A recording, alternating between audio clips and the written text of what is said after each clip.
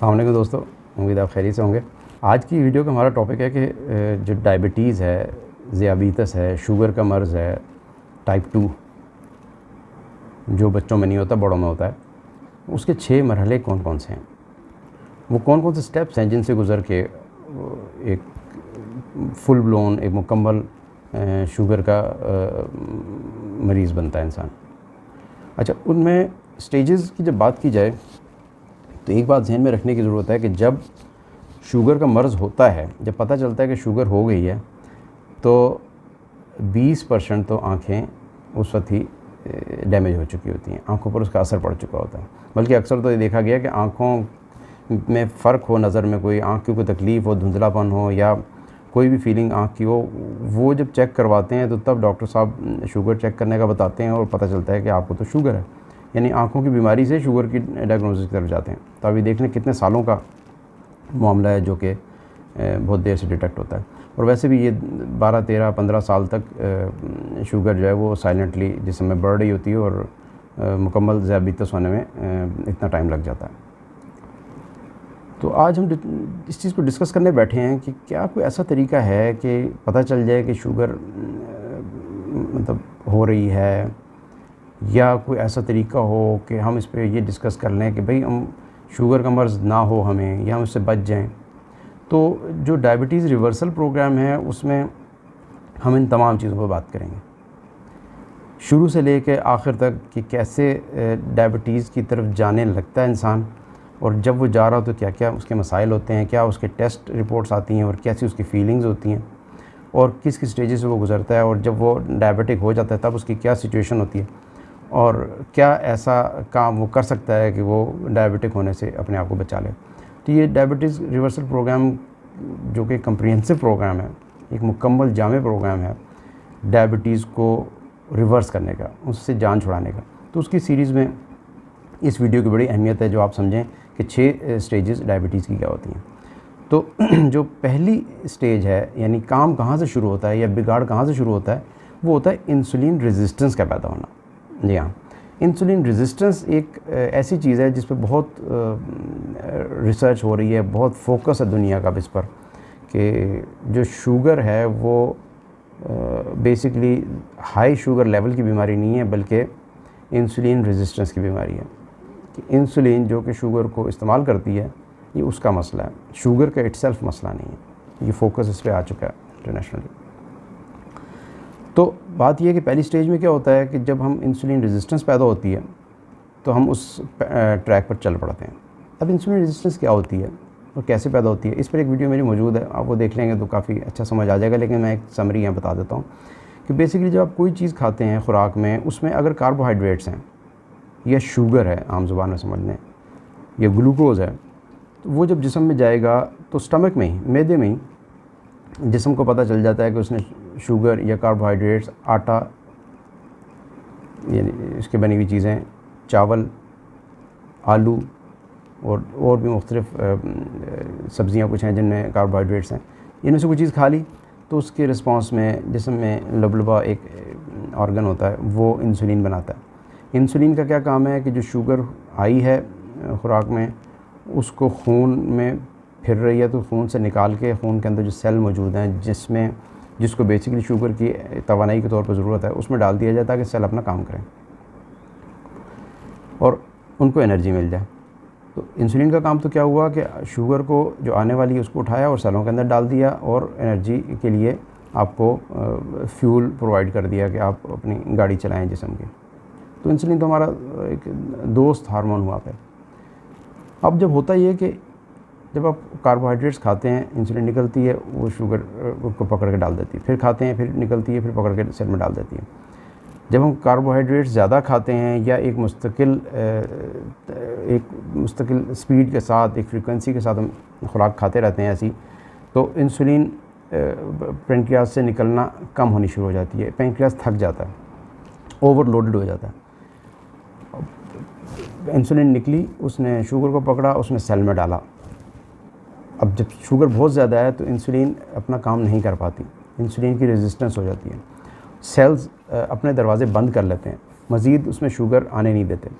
और जब ये रिस्पांस मिलता है तो बॉडी में जो सेंसर हैं वो जो सेंस करते हैं कि शायद इंसुलिन की कमी है कि जब भी सेल्स में शुगर नहीं जा रही, तो पेनक्रियाज को सिग्नल जाता है कि जी और इंसुलिन बनाओ, तो वो बेचारा और इंसुलिन बनाता है।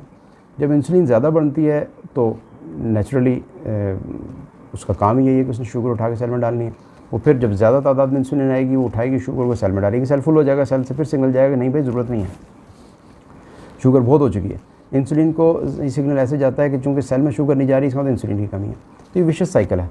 तो बेसिकली इंसुलिन बढ़ती चली जाती है और अपने दीगर फंक्शन शुरू करती है। यहाँ से हमारे लिए बिगाड़ पैदा होता है। पहले तो हमारे लिए यूज़फुल थी वो, अब बिगाड़ क्या पैदा हुआ कि जब इंसुलिन ज़्यादा फिरेगी जिस्म में, तो जैसे कि पहले भी लेक्चर में बताया कि बेसिकली एनाबॉलिक हार्मोन है इंसुलिन, फ़ैट प्रोड्यूसिंग हार्मोन है, फ़ैट डिपोजिशन का हार्मोन है। तो जब इंसुलिन सेल्स बंद हो जाएंगे, उसमें नहीं कुछ भेज सकेगी, तो उस शुगर को उठा के वो फ़ैट की सूरत में मसल्स में स्टोर कर देगी। आप देखेंगे लोअर एब्डोमेन में, मसल्स में, बाजू में, हर जगह फ़ैट डिपॉजिट होना शुरू हो जाती है जब हम लोग ज़्यादा कार्बोहाइड्रेट्स खाते हैं।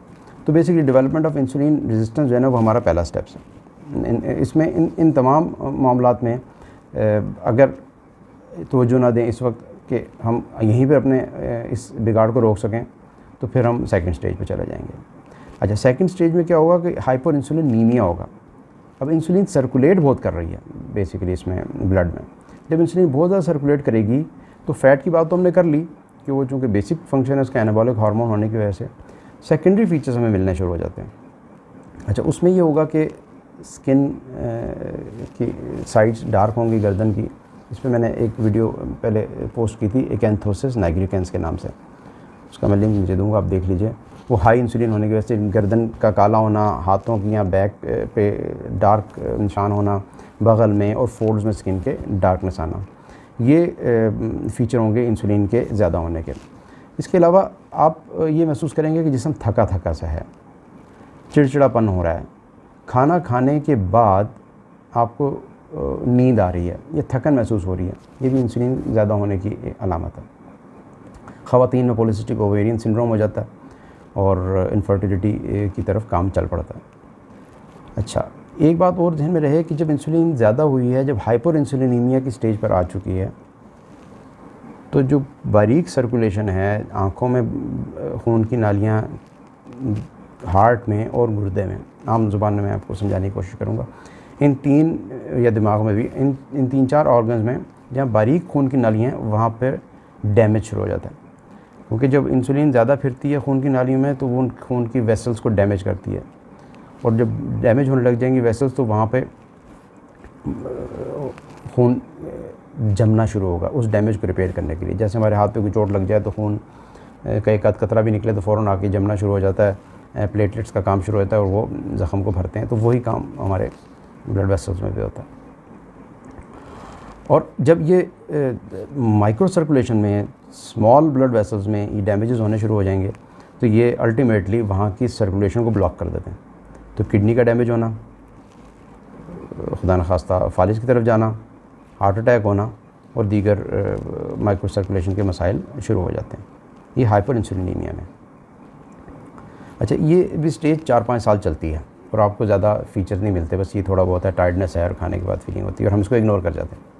हम स्टेजेस की बात कर रहे हैं, अब देखें हम कैसे हम इग्नोर करते आ रहे हैं। अच्छा, नेक्स्ट स्टेज जो तीसरी स्टेज आती है उसमें होता है कि आप देखते होंगे कि खाने के बाद शुगर लेवल का कम होना, यानी कुछ समझदार लोग इस स्टेज में अपनी शुगर चेक करना शुरू कर लेते हैं। तो इस स्टेज में क्या होता है कि रिएक्टिव हाइपोग्लाइसीमिया हो जाता है कि खाना खाने से पहले फास्टिंग जो ब्लड शुगर है वो मसलन आपको 75-80 मिल रही है और खाना खाने के बाद वो 70 है। तो वो क्यों? टेक्निकली अगर समझें इसको तो वही है कि चूँकि इंसुलिन बहुत फिर रही है, जैसे ही खाना कोई आया उसने फ़ौरन उसको सेल के अंदर डाल दिया और खून में नहीं रहा। जब ग्लूकोज खून में नहीं रहेगी तो लेवल उसका कम आएगा। तो ये भी एक इंडिकेशन है कुदरत की तरफ से कि आपके जिस्म में गड़बड़ हो रही है और आप इसको संभालें। तो रिएक्टिव हाइपोग्लाइसीमिया आपका हो जाता है। अच्छा, जब ये सिचुएशन होती है तो आप याद रखें कि कुछ और सिग्नल्स मिलना शुरू होंगे आपको।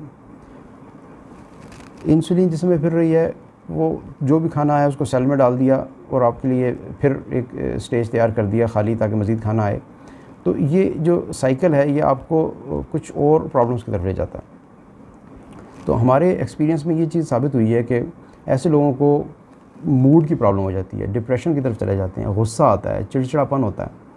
स्पेशली वो लोग आपने देखे होंगे जिनको खाने का वक्त हो गया और खाना अभी नहीं मिला तो बहुत चिड़चिड़े हो जाते हैं, गुस्सा करते हैं और बहुत रिड्यूस्ड कंसंट्रेशन उनकी हो जाती है, ज़्यादा उनका दिमाग काम नहीं करता। ये भी इंसुलिन ज़्यादा होने की अलामत में से है। सर में दर्द होना और मूड का डाउन होना और डिप्रेशन की तरफ जाना, ये सब उसमें है, इस स्टेज में आते हैं ये। खाना खाने के बाद वो बहुत अच्छा फ़ील करते हैं और बल्कि उन्हें नींद आने लग जाती है और उसके बाद फिर ये साइकिल दोबारा चल पड़ता है कि भूख लगना और वो दोबारा से ये कमज़ोरी होना। एक पॉइंट और इसमें ज़रूरी है कि इस स्टेज में कुछ लोगों को ब्लड प्रेशर हाई रहने लग जाता है, कोलेस्ट्रॉल ज़्यादा होना शुरू हो जाता है और सबसे फेवरेट चीज़ पाकिस्तानी हमारे मरीज़ों की है वो यूरिक एसिड है। जी हाँ, अक्सर लोग यूरिक एसिड के टेस्ट करवाते हैं, यूरिक एसिड ज़्यादा मिलता है, तो वो भी इंसुलिन ज़्यादा होने की वजह से। ये देखें नई रिसर्च आ रही है, नई पैटर्न बनते चले जा रहे हैं।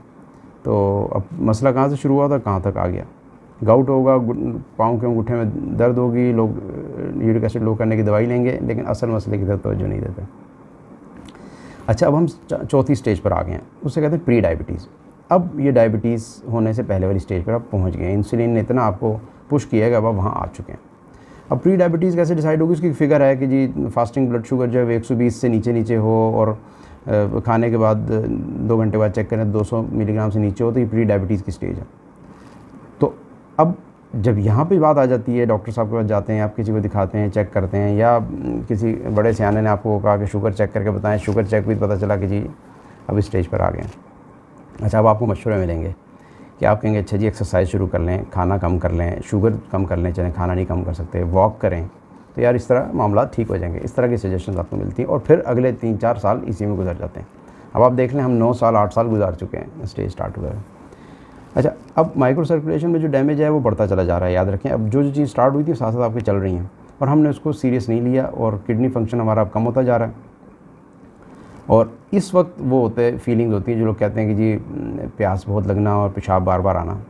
तो अब कुछ थोड़ा सा ये खटकता है आपके दिमाग में कि नहीं कुछ गड़बड़ हो रही है, लेकिन कोई बात नहीं, मशवरा मिल गया कि चलो चलना है तो ठीक है जी, खाने के बाद हम सैर करेंगे, खाने के बाद वॉक करेंगे। और ये पैटर्न हमारा रहता है और ये आप रिलेट कर सकते हैं अपने साथ, अपने मोहल्ले में कि ये सिचुएशन होती है और अभी भी हम सीरियस नहीं हुए थे अपने इलाज के लिए।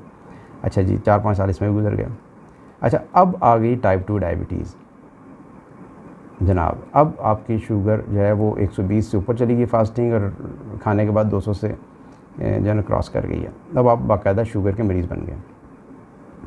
अच्छा, यहाँ पर सारे मामला पिछले चलते आ रहे हैं वो साथ साथ हैं। यहाँ पर अब आपको बताया जाता है कि जी शुगर तो एक प्रोग्रेसिव डिज़ीज़ है, उम्र के साथ चलने वाली डिज़ीज़ है, ये कभी ख़त्म नहीं होने वाली। दवाई ये खा लें आप, एक दवाई दे दी, फिर कुछ अर्सा गुजरा, फिर एक दवाई और आपके सिस्टम में डाल दी गई क्या अच्छा सुबह आपने ये लेनी है, शाम को ये लेनी है, अच्छा दोपहर को ये लेनी है, अच्छा रात सोने से पहले ये दवाई लेनी है। दवाइयाँ बढ़ती चली जाती हैं। बेसिकली वो अच्छी नीयत से दी जाती हैं, ऐसी बात नहीं है, लेकिन हमें बीमारी के पैटर्न को समझने की ज़रूरत है। उन दवाइयों से आपके पेनक्रियाज को पुश किया जाता है कि वो ज़्यादा से ज़्यादा इंसुलिन बनाए, ज़्यादा से ज़्यादा इंसुलिन बनाए, उसको एक किस्म का बीट किया जाता है, मारा जाता है कि वो इंसुलिन प्रोड्यूस करे। वो बेचारा और ज़ोर लगाता है और इंसुलिन निकालता है और फिर कुछ हद तक शुगर कंट्रोल होती है और हम खुश हो जाते हैं कि जी डॉक्टर साहब फलाने से दवाई ली थी, अब तो मेरी शुगर, मैं एक गोली लेता हूँ जी, मेरी शुगर जो है ना वो कम होगी। अच्छा, कुछ अर्से बाद आते हैं लोग कहते हैं जी वो पहले तो 1 से थी, अब ज़रा 2 दफ़ा लेनी पड़ती है। अब आप यहाँ रुक जाएँ, आप सोचेंगे क्या वजह 2 दफ़ा लेनी पड़ती है, हालांकि आप एहतियात भी कर रहे हैं, आपने चलना भी शुरू कर दिया है, लेकिन वो पेनक्रियाज चूँकि फेल हो रहा है इसलिए शुगर अब कंट्रोल से बाहर होती जा रही है। अच्छा, अब आपको एक वक्त आएगा जब कम्बिनेशन ऑफ मेडिसिन दी जाएंगी। अच्छा, इस वक्त में आप पे हमलावर होते हैं वो लोग जो कहते हैं कि जी एक दिन में शुगर का जड़ से ख़ात्मा, और ऐसी वीडियोज़ आपको मिल जाएंगी, बहुत नामी ग्रामी लोगों की मिल जाएंगी कि जो आपको गलत रास्ते पर डालेंगे, और ये वक्त होता है जो अपने आप को डैमेज कर लेते हैं फर्दर। बजाय इसके कि प्रॉपर इलाज हो, हम इस दलदल में धंसते चले जाते हैं। फुल ब्लोन डायबिटीज़ होगी, 4 किस्म की 3 किस्म की दवाइयाँ खा रहे हैं और आप फिर भी शुगर को प्रॉपर्ली कंट्रोल नहीं कर पाए, और इसके साइड इफ़ेक्ट जो स्टार्ट हो चुके हैं वो बताने की ज़रूरत नहीं है। ख़वातीन में, मर्दों में मुख्तलिफ़ किस्म के साइड इफ़ेक्ट्स हैं जो कि अक्सर लोग आके मुझसे जिक्र करते हैं, सब लोग बेहतर जानते हैं क्या प्रॉब्लम होती है। उसके लिए फिर अद्वियात शुरू की जाती हैं, यानी दवाई पर दवाई वो है ना, वो चलना साइकिल शुरू हो जाता है, और हम उसको ये नहीं सोचते कि कोई ऐसा तरीका तो नहीं है कि हम इससे जान छुड़ा लें। अच्छा, फिर एक वक्त आ जाता है कि बस फिर पेनक्रियास फेल हो गया, उसने इंसुलिन बनानी छोड़ दी, उसने कहा ये मेरे बस की बात नहीं है, मैं मज़ीद कुछ नहीं कर सकता, जितनी मर्ज़ी गोली आप खिलाएं उसको वो नहीं चलेगा। अब आ जाती है छठी स्टेज जो कि सीरियस स्टेज है। वो इंटरेस्टिंगली क्या है कि वो आपकी टाइप 2 डायबिटीज़ टाइप 1 में कन्वर्ट हो जाती है। अच्छा, टाइप 1 डायबिटीज़ क्या थी जो पहले जिक्र किया था पिछले लेक्चर्स में, कि वो डायबिटीज़ जिसमें पेनक्रियास काम ही नहीं करता, जिसमें इंसुलिन बनती ही नहीं है। जब इंसुलिन नहीं बन रही तो टाइप 1 है। अब जब पेनक्रियास हमारे टाइप 2 में, हम जब 5वीं से 6ठी स्टेज में आए थे तब भी तो वही सिचुएशन हो गई थी कि वो मज़ीद इंसुलिन नहीं बना रहा, तो हम टाइप 1 की कैटेगरी में आ गए। अब आपकी पेनक्रियास ने इंसुलिन बनानी बंद कर दी है, अब आप टोटली डिपेंड करेंगे बाहर से इंसुलिन लेने पे। अब आपको इंसुलिन के इंजेक्शन एडवाइस किए जाएंगे, टैबलेट्स आपकी कम हो जाएंगी, चंद एक मुख्तलिफ मैकेनिज़्म वाली टैबलेट दी जाएंगी जो आपके वज़न को संभालने की कोशिश करें और साथ इंसुलिन लगेगी। अच्छा, अब इसमें अब टाइप 1 में आप आ चुके हैं, अब आप इंसुलिन पर आ चुके हैं, अब आपका पेनक्रियास काम नहीं कर रहा, तो बहुत कम चांसेस हैं कि आप डायबिटीज़ को रिवर्स कर सकें, क्योंकि डायबिटीज़ को रिवर्स आप तभी करेंगे जब आप नेचुरली इसको कंट्रोल करेंगे, यानी कि दवाइयों पर नहीं रहेंगे। तो दवाइयाँ तो तभी आपकी बंद होंगी जब आपके अंदर से सिस्टम चल रहा होगा। तो कहीं पे पेनक्रियास का थोड़ा सा फंक्शन भी हो तो डायबिटीज़ रिवर्सल पे सोचा जा सकता है, लेकिन जब पेनक्रियास बिल्कुल स्टॉप कर गया काम करना तो फिर आपको डायबिटीज़ रिवर्सल की तरफ जाना तकरीबन नामुमकिन है। अच्छा, अब कुछ सवाल जहन में उठ रहे होंगे आपके कि जी कैसे पता चले मुझे कि मैं किस स्टेज पर हूँ। बिल्कुल ठीक है, वो आप इन स्टेजेस की डिटेल जो मैंने बताई उनसे भी अपने आप को अंदाज़ा कर सकते हैं कि मैं किस स्टेज पर हूँ। जी दोस्तों, तो जो टेस्ट हैं इंसुलिन रेजिस्टेंस को देखने के और ये देखने के कि मुझे डायबिटीज़ की कौन सी स्टेज है, उनमें स्टैंडर्ड टेस्ट वही हैं। ग्लूकोज टॉलरेंस टेस्ट है, HbA1c है, इंसुलिन लेवल है, इंसुलिन रेजिस्टेंस लेवल है और फास्टिंग ब्लड शुगर लेवल। ये इसकी कम्बिनेशन है। हर इंडिविजुअल, हर शख्स की डिफरेंट स्टेज होती है, उस पर उसको बता दिया जाता है कि आप ये टेस्ट करवाएं या ये करवाएं। तो समरी पर वही है कि अपने डॉक्टर साहब की ज़ेर निगरानी अपना इलाज करवाएं। लेकिन ये बात याद रखें कि इंसुलिन रेजिस्टेंस जो है वो ट्रीटेबल है, उसको आप ट्रीट कर सकते हैं, उससे पैदा होने वाली शुगर से आप बच सकते हैं। और जब इस तरफ आप सोचेंगे तो आपको फ़ौरन जहन में ख़्याल आएगा कि हम वही चीज़ क्यों ना रोक दें जिससे ये सारा साइकिल स्टार्ट हुआ था। जी हाँ, पहली स्टेज पे क्यों ना उस मर्ज़ को पकड़ लिया जाए। तो बात लॉजिकल बनती है कि पहली स्टेज क्या थी कि हमने हाई ग्लाइसेमिक लोड के खाने खाए थे, हमने हाई शुगर के, हाई कार्बोहाइड्रेट्स के खाने खाए थे। तो याद रखें, कोई भी आप खाना खाएं उसमें ये ज़रूर नज़र रहे कि क्या मैं हाई ग्लाइसेमिक लोड यानी वो खाना खा रहा हूँ जिससे शुगर बढ़ेगी, या वो खाना खा रहा हूँ जिससे शुगर ज़्यादा नहीं बढ़ेगी। इस पर जो हमारी डायबिटीज़ रिवर्सल प्रोग्राम है उसकी सीरीज़ की लेक्चर में हम बताएंगे कि किन किन खानों में ग्लाइसेमिक लोड ज़्यादा होता है और किन में कम होता है। तो लेकिन जो मोटी बात है वही रोटी, चावल, चीनी और आलू, इनमें ग्लूकोज़ का लोड ज़्यादा होता है, इनसे आपको बचना है। तो इसका एक तरीका तो ये हो सकता है कि हम जब इस ग्लाइसेमिक लोड से बचना चाह रहे हैं और हम रोटी भी खाना चाह रहे हैं तो फिर लो ग्लाइसेमिक इंडेक्स का जो आटा है, पाक हार्मोनीज़, आप वो इस्तेमाल करें, उससे शुगर आपकी बिल्कुल नहीं बढ़ेगी। तो रोटी की जो कमी है, जो डेफिशिएंसी है, वो वहाँ से पूरी हो जाएगी। उसके बाद आपका एक खाना जो है वो सलाद की सूरत में होना चाहिए और थोड़ा उसमें प्रोटीन यानी बोटी या कोई ऐसी चीज़ डाल के आप उसका रॉ मील यानी रॉ वेजिटेबल का वो होना चाहिए। एक्सरसाइज की ज़रूरत है, इन तमाम चीज़ों पर बात करने की ज़रूरत है। इसमें इंशाल्लाह ग्रेजुअली वीडियोस बनाते रहेंगे। लेकिन आज की वीडियो का जो टेक होम मैसेज है वो ये है कि आप अपनी ख़ुराक को वॉच करना शुरू कर दें आज से, कि आप अपनी ख़ुराक में कार्बोहाइड्रेट कितने ले रहे हैं। अगर ज़्यादा ले रहे हैं तो उसको कम कीजिए, खासा कम कीजिए, और आटा वो इस्तेमाल करें जो आपका ग्लाइसेमिक लोड को कम रखे। पाक हार्मोनीज़ आटा इस सिलसिले में बहुत आपकी हेल्प करेगा, तो वो उससे आप रोटी अपनी की ज़रूरत है वो पूरी कर सकते हैं। क्योंकि जो हमने कुछ अरसे से स्टार्ट किया है कि इंसुलिन रेजिस्टेंस को रोकने के लिए एक मील प्लान, जिसमें शुरू में 15 दिन हमने डिटॉक्सिफिकेशन की अपने जिस्म की खुद ही, उसके बाद हमने मील प्लान पर आ गए। अब मील प्लान से हम शिफ्ट करेंगे कि रोटी को इंट्रोड्यूस करवाते हुए थोड़ा मॉडिफाई करेंगे। तो इस तरह इंशाल्लाह ग्रेजुअली हम अपने मकसद को हासिल कर लेंगे। इस वीडियो में आपको यकीनन मज़ीद नॉलेज मिला होगा और इसको आप दूसरों तक फैलाएँ, लोगों को बताएं, लोगों को कॉन्सेप्ट बताएं कि इंसुलिन रेजिस्टेंस और डायबिटीज़ फुल ब्लोन होने तक कितनी स्टेजेस हैं और किस स्टेज पर अपने आप को आप रोक सकते हैं। मेन फोकस यही है कि लो ग्लाइसेमिक इंडेक्स और लो शुगर वाला आप खाना खाएं ताकि आपके मसले आगे ना बढ़ें। इंशाल्लाह अगली वीडियो मिलते हैं। अस्सलाम वालेकुम।